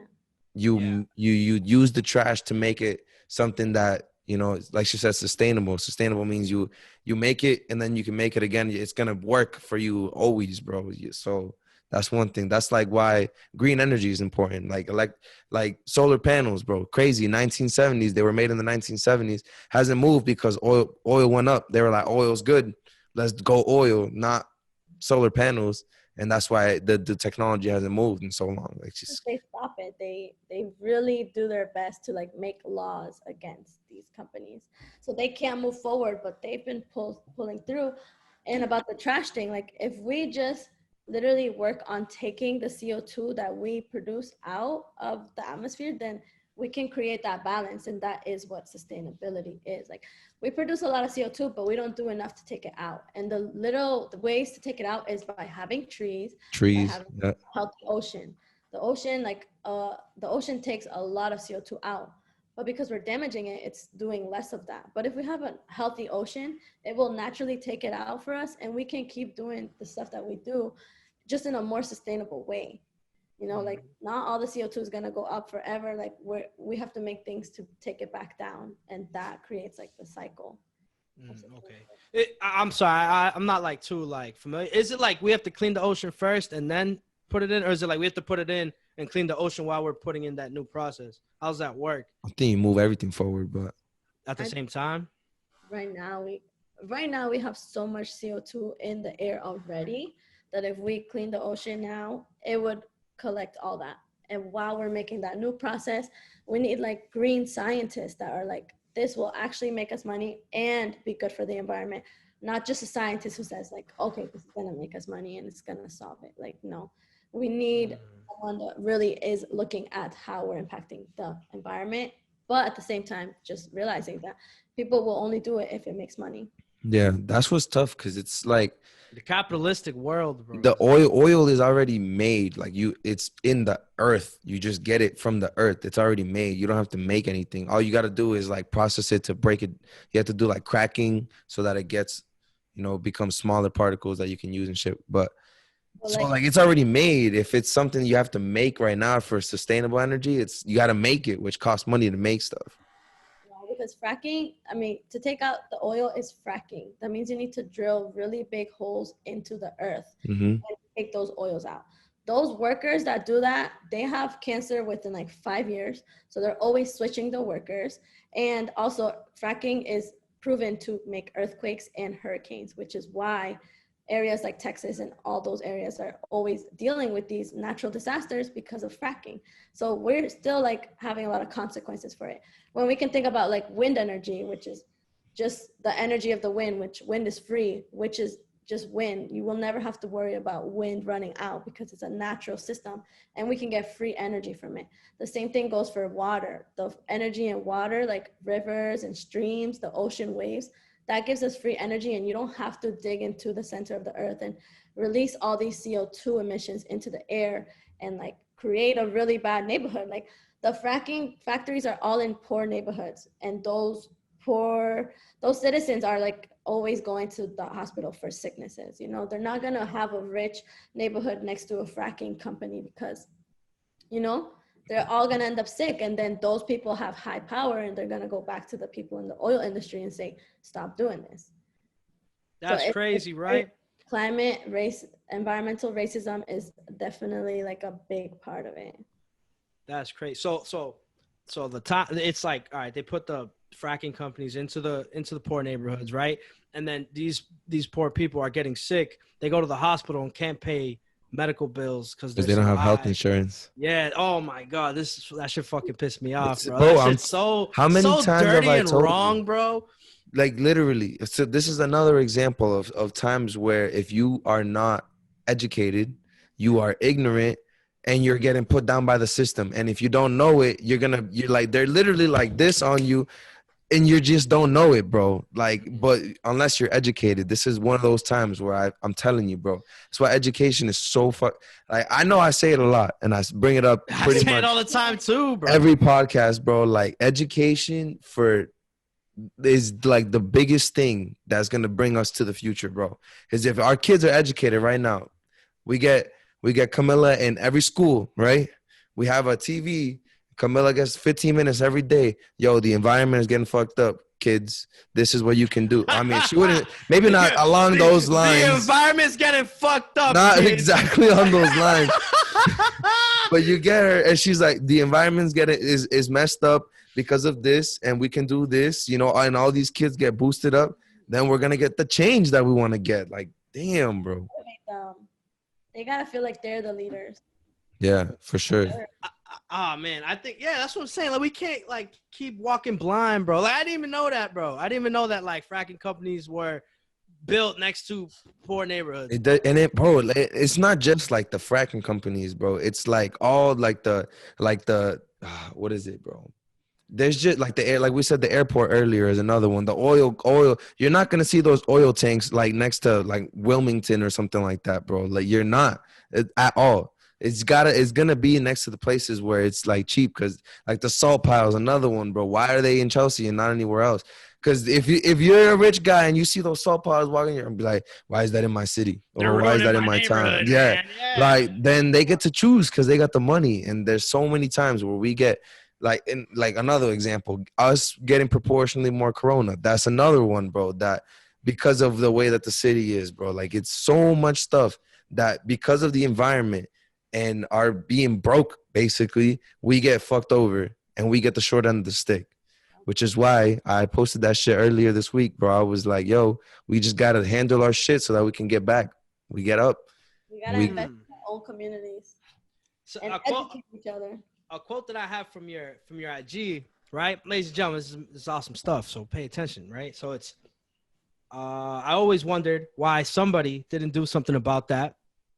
And then I realized I am somebody. Boom. Ladies and gentlemen, bro, I'm telling you, we are somebody, and let's educate ourselves. Let's educate fucking our neighbor. Let's educate my little brother, Jason's little brother. You know what I'm saying? Let's educate everybody. The whole world, bro. The whole world. Let's fucking have the tough conversations that need to be had to save this fucking world. So we could go through the fucking universe. Actually, I have another thing that I want to bring up that me and you were talking about earlier, Vic. So we were talking about how, you know, before you brought up that you did the Europe program, right? And that they were teaching you how to fit in basically with the people at work. It's called oh man, it's been a while. I'll think about it, bro. But it's like basically they teach you how to like speak correctly so that you can fit in where you're called. Oh, it's called code switching, bro. Yeah, code switching. Essentially, it's the idea where, all right, because I'm from, you know, where I'm from, I look and I speak different, right? Just my presence itself is gonna already embark something in someone's head where it's like he's different, right? So then if I'm speaking different, it's like a thing where like, oh, he's, you know what I'm saying? He's super different, and then I'm not treated equally in the field. That's what it is. So it's code switching. You switch up for the audience you have, right? Same way how, like, you know, teach the fucking kids, right? That's not how you're going to say it to a little kid, right? Your code switch, like, hey, man, like, the earth is dying. We gotta bring it back, right? It's not like that's what code switching is. You just fit for your audience, bro. I think that's a bunch of bullshit, bro. That's some fucking bullshit, bro. That is the stupidest shit I've ever heard. Because you know what? You go to that job and you code switch, you fit in. They're going to be like, all right, this guy's just like me. No, you're not. And you got to celebrate that you guys have differences. That's what it's really got to be. You got to be there like, yo, I come from this place and this place is like this. Like, straight up, I come from a place where 50% of the kids graduate, bro. I have come from a place where a lot of the people I know are in jail now. I come from a place where we're so broke that we get the fracking companies here because they don't want to go to those other companies, those other cities or not. We have to be able to speak up for ourselves, educate them so that they know, yo, they reflect like, damn, bro, I got my privilege. Because, you know, then they say, oh, I don't have privilege. But they do. It's not that they're privileged, like they get more. It's that they get this and we get less. That's the privilege. We just get less and you don't get less.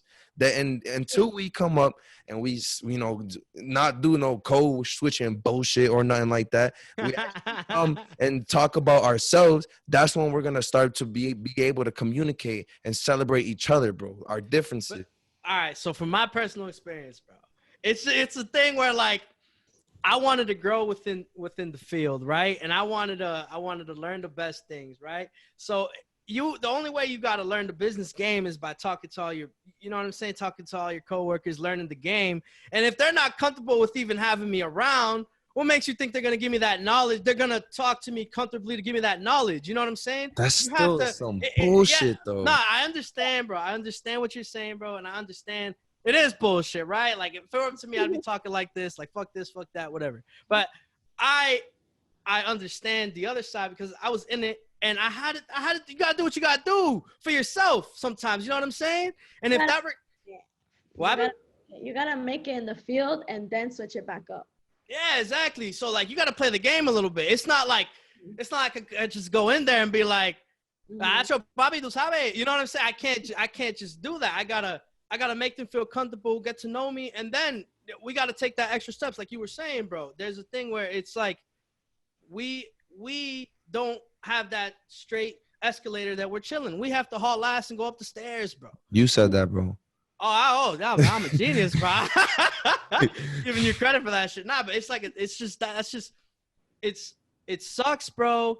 And it's the struggle that we all, bro, me, you, Camille, we all can relate to, bro, right? But it's the struggle that is made us who we are, bro. And it's also the struggle that it's the cards that we're dealt with, bro. So we got to deal with them the best we can, man. You can switch it up though. Like, I listen to podcasts from entrepreneurs that are like women of color, and they're like, no one expected me to make it. No one expected me to have a 6-figure business. But now that I do, I can be who I really want to be, and I will give opportunities to people who are truly themselves, and like, they talk their shit on their own podcast because they already made it, and they are like being an example for everyone that is trying to get to where they are. They're like, all right, well, at first they did this. They worked for Google and they learned from how Google company works, but then they build their own business. And now she has her own business and she can run it how she wants. She can talk to her coworkers however she wants. She can have the hours. She can wear however, like dress however she wants in her own business. But it's because she made it, and then she's going to switch up the game. She's going to be like, you don't need to dress that way. You don't need to talk that way. You don't need to go to that school to make it. Just, I did that. But you need to inspire other people too. And once we see the people at the top that are talking just like us and look just like us and come from neighborhoods like us, we're going to be like, okay, there is a way out, and we are on that path. Like, it's not impossible. But for now, I feel like we are that generation that is about to get there. Bro, we got to break that fucking wall. That's what we're doing, bro. That's what all three of us are trying to do, bro. Yo, you know what I just thought of? Prove something, bro. You know what I just thought of, bro? You know that guy, you ever seen that video of the guy that he's punching mad fast the wall and breaking it? That's got to be us, bro. Yeah, like, that's what I'm saying. Like, it's a thing where the race has started and they got the head start. It's but all like, right. But we got a haul fucking ass, bro. And you know what I'm saying? We still We're gonna gotta get win, there, bro. bro. We're gonna get there regardless, bro. Exactly, bro. Yo, there's a you guys don't watch the UFC, but there's this fight, right? His name is Czech Congo, right? He gets knocked the fuck out and he's on the floor, right? The ref lets them fight and he's knocked, he's dazed. You could tell he's dizzy, right? And then he lands a punch, right? And he ends up knocking out the dude, right? That's what we are, bro. That's what we have to do, right? We gotta knock out a dude? No. Oh. We're down and we still have to keep fighting even though we're down, bro. I was ready to knock some people out, bro. I don't know. Yeah, no, you can't knock no one out, right? But yeah, I'm telling you, man, I don't know, bro. I feel like code switching, just to go back to that, was essential for me to learn what I know now, right? 3 years in finance, right? And I feel like I've grown and I've learned so much that I could take, like, knowledge is power, bro. I could take that with me now. And I could show you, and I could show Camilla, bro. And I could teach my little brother, and I could teach my mom, bro. And that's making change, bro. You know, small changes that lead to big ones, bro. Yeah. And like like you were saying, you gotta just play the game for a little bit, and then you gotta make it your own. That's true. Game first to play in. Yeah. So I don't know if it's completely bullshit. It is whack, but you know what I'm saying. I mean, I'm saying I don't know if you guys agree, but I think we should be able to celebrate ourselves in our jobs, bro. Like, I am not afraid to go up to somebody and be like, yo, this is where I come from. I'm like, if you think of me less, that's your fault. I'm not less. I'm not less at all. No, I don't I'm have to feel less. I literally feel like me having to switch my language and how I speak is like putting me like, is it, oh my God, it's like putting me in a box, bro. It's like, it's like this. It's like being this. myself. It's like this. It's like this, bro. We were all saying the N word, right? Now we're trying not to, right? You're not changing who you are. You're not changing you. You're changing just the flow of words, bro. You still got that Jason sauce, right? You still are you. It's not like I'm like, hey guys, I'm from Billerica. You know what I'm saying? I'm from Chelsea, Mass, bro. You know? Yeah, know, you don't lie about where you're from. Yeah, exactly. I'm Puerto Rican, bro. Both my parents Puerto Rican. I'm Puerto Rican. I'm not gonna tell people, I'm from somewhere else. Yeah. I am who I am, but I'm just not, I'm not engaging with you like how I would talk to Jason, bro. You know what I'm saying? That's the difference. I'm not changing who I am. I'm just changing the flow of speak, bro. That's all it is, bro. I feel like you're getting tight because they're changing who I am. Fuck this shit, bro. Bro, they're literally telling you to change who you are. It's not a lie. That's a straight fact. No, bro, because when I still work at the bank, but for another 2 weeks, right? Before I was chilling, right? And I would still crack jokes and stuff, but it'd be different jokes, bro. That's, you know what I'm saying? Like it's, I'm still myself, but it's with just a different crowd, bro. All right, bro. You convinced me, bro. Boom, bro. Ladies and gentlemen, bro. That's a debate right there. No, it's not, bro. I'm still tight. Ask people what they think too. Yeah, like, bro, like, ladies and gentlemen, if you disagree or if you agree with Jason, you disagree with me, you agree with Jason, let us know. What do you think, Camilla? Yeah, what do you think? I literally think that it's just when you were just talking, I was like, okay, well, in a workplace, everyone comes from a different background.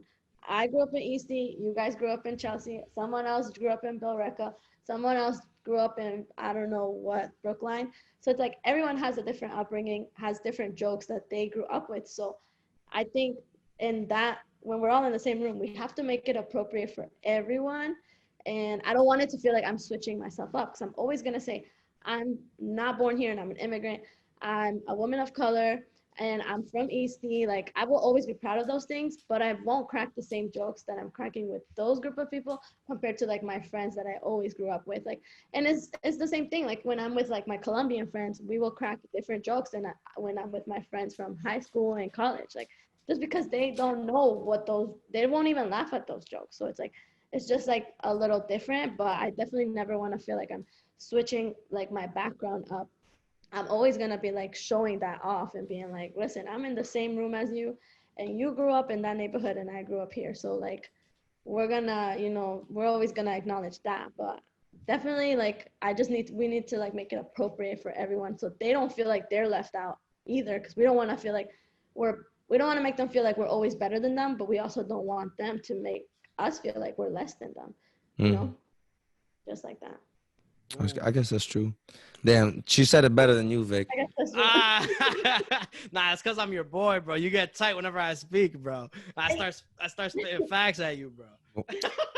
I mean, I just think, bro, like, I be afraid sometimes myself, bro. Like, I be in those situations where I feel like I'm definitely not I'm like the only Hispanic in my class. Like for my major, there's 80 something kids. Like there's maybe one or two others, and you don't see them. Like I literally be in class with 30 kids, right? You split them up into 30 kids. It's like 70% white people, a few black people, and some Asians, and then I'm sitting there, the only Hispanic, bro. Like, and I just be quiet. I don't talk to nobody, bro. Like, that's how it is. I feel uncomfortable because I'm like, yo, when they talk, they say different shit. I don't know how to communicate, like, on the same level. So I'm like, all right, bro, I'm cooling out here, bro. I just do my shit, get my grades, and then dip. What I've learned, bro, is that it doesn't matter skin color, it doesn't matter anything, bro. It's like Martin Luther King says. It's characteristic of a person, bro. Like, this is what I'm saying. Like, bro, you gotta get comfortable with the uncomfortable, bro. It's mad awkward getting to know someone. Nah, Mad because it's awkward. different. It's different, bro. Because like literally, Why is it different, bro? yo, when you try to talk and I'm like, yo, they just already look at me differently, bro. Like that's what it is. Like, you know what I mean? Like you can tell that they're like, Yeah, we all feel that. Like, we've all been through that, right? And then that's what I'm saying. It's like a thing where I don't know. I feel like, me personally, bro, before I start saying, oh, you know, whatever, the white man, blah blah, I gotta like judge you as a person, right? Because what if you're white and you're the coolest dude ever, bro? You know what I'm saying? I'm not saying they're not cool, bro. But I'm just saying, like, you already, like, it's hard. How am I gonna go up to a group of 6 guys that are all talking about shit I don't know what the fuck they're talking about and be like, "What's up, dudes?" They're gonna be like, "Hi, what's up, guy?" And then I'm gonna just be like, "Check you out." Like, it can't. It's hard, bro. Like, tell me that's not hard, bro. It's tough as shit, bro. Come on, bro. You know me outside of, you know, wearing a suit and tie, whatever, bro. You know, bro, how goofy we get, bro. You know the stupid shit we say. You know how hard it is to not, like, when you have a, you know me, bro. Once I got a joke in my head, I let it loose, bro. And I hope I get some laughs, bro, even if I'm the only one laughing, right? You know how hard it is where sometimes you're like, oh, shit, that's a funny joke. Everyone's chopping it up. And then you're like, oh, no. Let me save that for myself because it's the setting you're in, bro. You know what I'm saying? Like, you're not going to crack sex jokes, bro, in front of some little kids, bro. I mean, yeah. Your setting, bro. I don't know, man. I don't know. Bro. It's not. I feel like it's not about the jokes, bro. I'm not trying to talk about the jokes. I keep talking about the jokes because that's just what's coming to my head. That's what I do, bro. All right, regardless, bro. Let's change the subject. Yeah. So Camila, bro, actually, so I saw that you were in a thing called Women in Product in California, something like that. Like, can you tell us about that? So that was basically a conference that was held over there, and I just got a scholarship to go to it and attend it. And just like you were mentioning, I felt very out of place because, one, I was a woman of color. There was like women in product. It was like Facebook was there, Google was there, Uber, Lyft, all these huge companies were trying to recruit these women who are like the next women to obviously make these businesses and brands grow. Yeah. But that's why they invited me, so I can like network with these women. But at the end of the day, I was like one of the only Latinas that I saw, and I was the youngest in the room because I was in college. I was on a scholarship. Like, I don't know, that conference cost like thousands of dollars, and those women work for Google, and Google pays for them. I didn't have anyone, like, I don't have a job, so I was like, I'm here looking for a job. I'm here looking for a connection. Trying to network. Yeah, and I'm like, and I got a little scholarship. It's not like I would have been able to afford attending this if it wasn't for that one opportunity. So, and I was like, and I have to meet the person who was paying for me. So obviously I said thank you, but I was like, damn, like, you know, some people would be able to pay this for themselves and just get themselves in these rooms. But, you know, we got to finesse, we got to find other ways. And that's why I network. I always put myself out there, and I just, you know, people will believe in you, and they will actually want to pay for you to go and meet some people. And that was the opportunity that I was able to get. And of course, what I did, I brought my little products. I would make a friend, even though she was like 20 years age difference, and like, you know, grew up in California. And I was like, this is my first time here. I would still show her my products, and I'd be like, this is my website. Like, I just started this like a couple weeks ago. Like, you should really follow it. And you know, it's going to be big. And they're like, okay, yeah. And like, I had some people buy it. Some women were there that had their own startups, and they were trying to like sell their startups. And I would go up to them like, I want to learn from you. Like, you're starting a startup. I want to learn how to start my own. And this is my business card, and this is my product. Like, do you like it? Do you not like it? Like, what do you think about it? Like, you can tell me the good and the bad, because you are older than me. You've had more time to learn. And so if I could just skip some steps through you, like, that would be very beneficial. Yeah, it was a great experience, and it was my first and only time in California. So I really want to go back, but like just on a regular, not like on a conference stuff. So it was like a conference to like celebrate women, or like women in product. So product development is a field that is in like the corporate world that is growing. So it's like, okay, looking for a software company. The product manager is the person, male or female, who controls a group of people and says how we're going to run that product, which is the software. Then there's other companies who have a physical product, like a makeup brand. They have a physical product that you hold in your hand, and the product manager is in charge of controlling like the sales and then the marketing and connecting them. They're the product manager. So that is a corporate field that is growing. And then this conference was to celebrate women who are in that field and who are growing. And so like the CEO of PayPal was there, which was really cool. And there was like CEOs of like these fashion brands that have been around for a while. And they're like, all the women in my company are product managers because women are this, women are giving, they're genuine, and I put them in this position. And it was like woman empowerment, but specifically in that position. And there was also women there that want to go into that position. So a lot of them were also like interns or sales reps who want to switch over to the product management department. Damn, that was beautiful. that was just spitting like so much business stuff. Like you seem like you've learned so much through your experience with your business. It's crazy.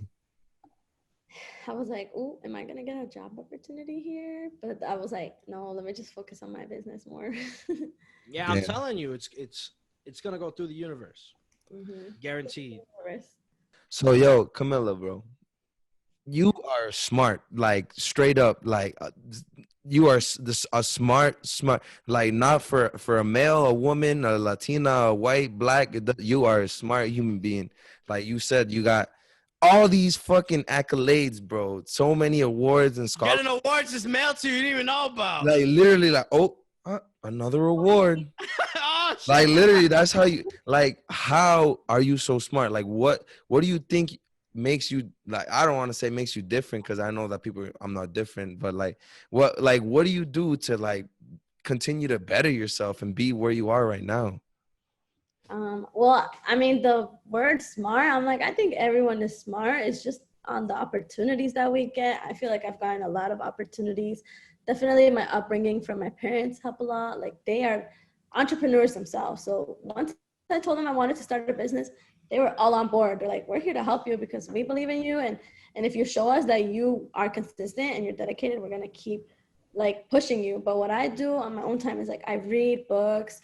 I listen to podcasts now, which is very new to me. But ever since I was little, I was always obsessed with YouTube. Like when everyone was on Netflix, I was on YouTube. And any question that I had in my brain, I would just YouTube it because YouTube has all the answers. So now that I'm into business, I'm always on YouTube for business stuff. But even when I have like how to public speak, how to be more organized, how to get through a breakup, like I would YouTube everything. And that has helped me like become very like molded and like, and then I learned like psychology, like how our brain works, why we feel certain emotions, like how to make someone feel good in the room. Like I just learned all those stuff because it's like a question that pops up in my brain, and then it's 3 a.m. and I'm like, yes, YouTube is like the best thing in the world.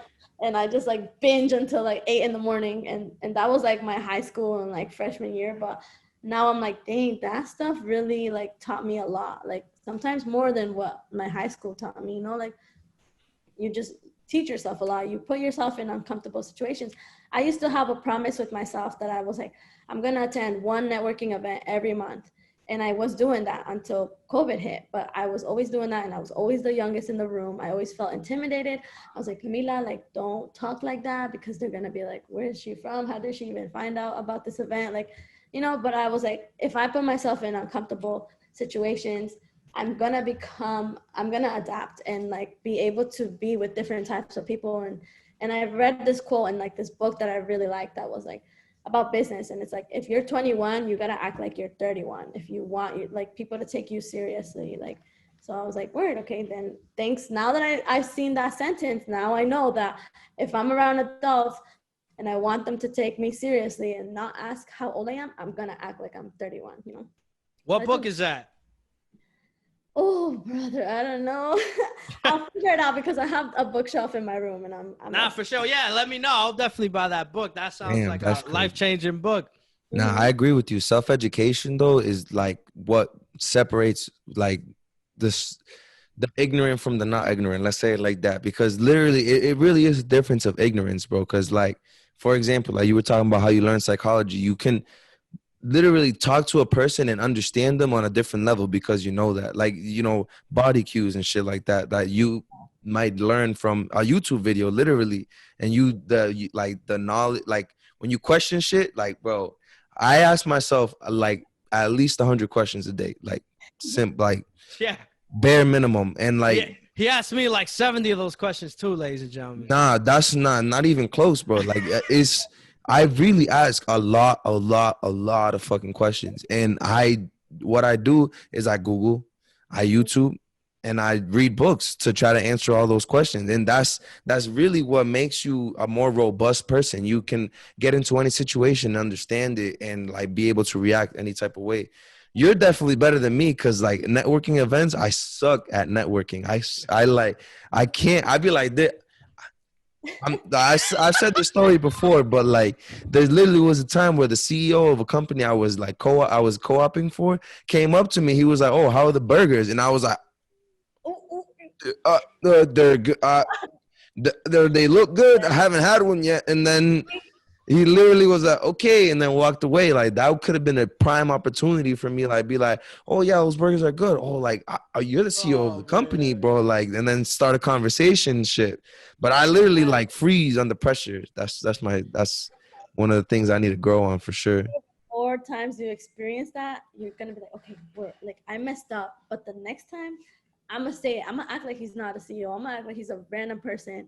I'm like, yo, these burgers are bomb. And then what if he responds? Like, yeah, they are. Then it's like, oh, what? Yo, He's again. But then the next time you'll make it to the next sentence. Like, just gotta keep pushing. Nah, the way I think about like networking, bro. Let's say I fuck up, bro. That's just a funny story to tell later, bro. You know what I'm saying? It's just like, and then you just try again, bro. Like I mean, it is a funny story. Nah, you just can't, bro. I'll tell you, bro. You just gotta keep going. That's what confuses me, bro. You wanna sharpen your sword and be, bro, a jack of all trades, bro. But you're scared to talk to people. But it's literally been my most vulnerable. Like, I know it's my weakest thing that I have, bro. Focus on it more. I try to, bro. Like literally, I have gotten better for sure. Like before I couldn't even ask somebody, like a coworker, a question. Like that's how I was. Like I'd go up to their like I think I told the story one time too, where I literally was like, when I had a question for a professor and I didn't know how to, like, I couldn't answer it. So I was like, I went to the professor's office. I was like, and I never went in, bro. I literally never got that question answered because I was being so scared to go ask that question myself. Like, I don't know. It'd be like that, but if you know if it's your weak spot, you gotta work on it. For sure. Hit it every day, bro. Then you're gonna be more rounded. Like, word, I can do that. Yeah, and especially because you dabble in so much stuff, bro. You could bring random stuff up, like, bro. If they say something, you could be like, "Oh, in 1984, big bro." You know what I'm saying? Just like I don't know why that came into my head, but like some random shit, bro. You just start talking, bro, and then that could drive something, bro. Like a podcast, bro. You just that's why I like this, because this is how I practice. Like, this is the first time we're meeting, Camila, for like literally, and I'm having fun, bro. I'm learning. I've learned a lot already.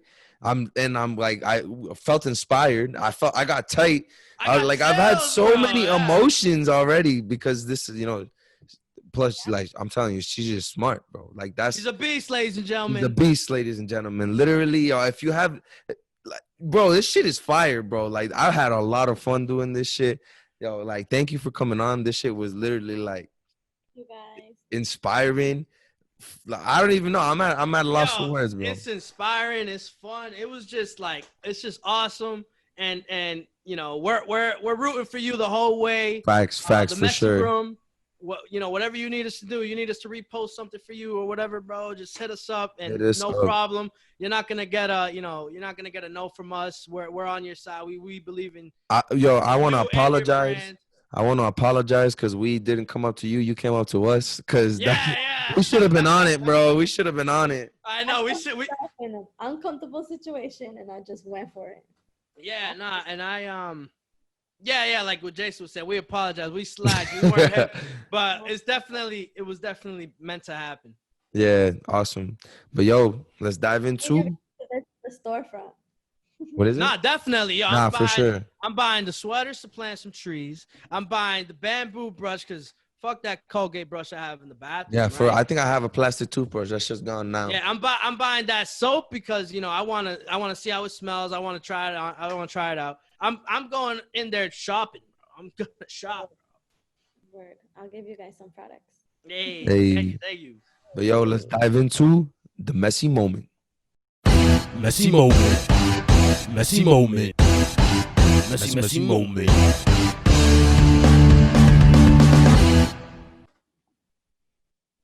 Oh man, ladies and gentlemen, what did I fucking tell you? This was an amazing episode. I told you from the beginning it was gonna be fucking amazing. Ladies and gentlemen, first and foremost, I want to say thank you, Camila. This shit was amazing. You opened my eyes to so much things that I didn't even know about, right? I hope you inspire so many people that, with this episode. This episode was amazing. This is definitely an episode for the books. If you ever want to come back to the messy room, you're more than welcome. And it was awesome. And I'm just, my messy moment was I'm truly inspired by you, right? You're a go-getter and you're a winner. And even through adversity, you won, you know what I mean? And you're winning, you know what I mean? And nothing stops you. Doesn't matter how high that wall is. You're climbing it, you're breaking it, you're finding your way to get to the top. And that, in this episode when we were speaking, I got the chills, and that's how you know it's real. And I truly appreciate you for being on, my platform. And I hope, this platform helps you grow in any shape, way, or form. Because me and Jason, we're big supporters of UVIDA, and we're big supporters of you. And we want to see you strive and win. And this was an amazing episode. Beautiful. All right, my messy moment. It's gonna go back to the time, like, this is the first time I ever got tight on this shit, bro. But I definitely got tight right there, bro. I was like, the code switching topic is one thing that I talked to Vic about before, but I like recently we brought it up again today, and I think it sparked even more in me. Although, him and Camila have convinced me that obviously you got to be able to communicate well, and sometimes you got to be able to switch up your conversation and the way you speak. I do think that if you're an individual like you, like me, Vic, and Camila, that are obviously not, we come from our places and we come from our struggles, we all have to be able to talk about that no matter what. Be open with it, because there's people out there that are ignorant and don't know that there's people really going through these situations.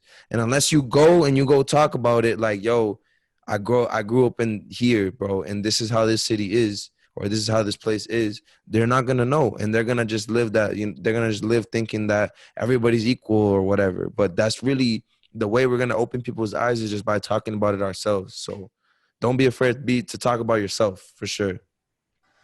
But yo, Camila, thank you for coming on, bro. Thank you for coming on. This was a beautiful episode. I'm probably gonna watch this episode many, many, many times. Yeah, I'm like, there's probably gonna be like, I'm gonna have to watch it like 3 times to make sure I get all the information I could get out of it. So that, like, this is a long, like, a deep one, like, for real. You gotta let the audience know, your Instagram, your Twitter, whatever, your YouTube, whatever you need.